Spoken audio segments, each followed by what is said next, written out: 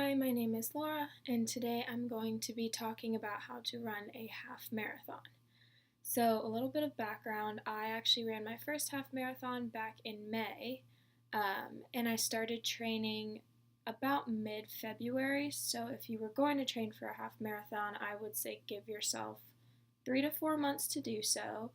And beforehand, I was already an avid runner, but I had never gone more than 4 or 5 miles at a time. So this was definitely going to push me a lot farther than I'd ever been before. So if you're someone who is even more of an avid runner, doing 7, 8 miles a day, you could probably cut your training time down by about a month. Or if you're someone who doesn't even run that much at all, you might want to add a month to your training.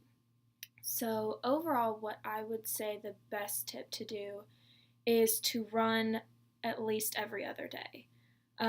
What's going to be best is if you find a time that works for you, if it's either after work, if it's early in the morning, and stick to that time every single day. Because the second you get off track and the more you decide not to go run, the harder the training's going to be, and then the harder the half marathon itself is going to be. So really what you want to do is throughout the weekdays, do short distances. 3 miles, then 4 miles, maybe 5 miles. And then on the weekends, when you have a lot more time, that's when you're going to do your long distance training and hit more 8 miles, 9 miles, 10 miles. And for those of you who don't know, a half marathon is 13.1 miles. So you're not going to be running 10 miles every single morning when you wake up. And a lot of runners actually suggest never running the full 13.1 miles until the day of the race. And a lot of that is a mentality, because if you're running a 10-mile run every other weekend and then it comes race day, that 10 miles is going to seem so much easier, and it's going to feel like, what's another 3? So you don't actually have to run the 13.1 miles until the day of, but you want to be training to do long distance running and building that stamina. And if your course is hilly, you want to be training on hills. If it's flat, you want to be training on flatlands. And a lot of your training is going to be done outside of actually running.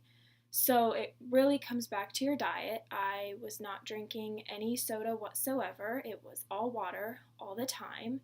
So you'll definitely be doing that for a couple months. And then you just want to be giving your body a lot more healthy foods than chips, candy. So I would say something easy is fruit with every single meal. At least vegetables twice a day. I have a horrible diet, but just incorporating an apple with every single meal, and then I was having carrots with every single dinner, actually made a huge difference, especially with my water intake, and I was running in the mornings, so it made it a lot easier for me to wake up. I was in a much better mood. It was a lot easier for me to get out of bed because I would be running at about 6 a.m. And then overall, it's just going to make it easier on your body. You're going to be less sore. You're not going to get injured as easily. So a lot of it goes back to not just the running in general, but what you're giving and what you're doing to your body after you've run and before you've run, and just overall throughout the day. So hopefully this will help you give some tips to running your first half marathon.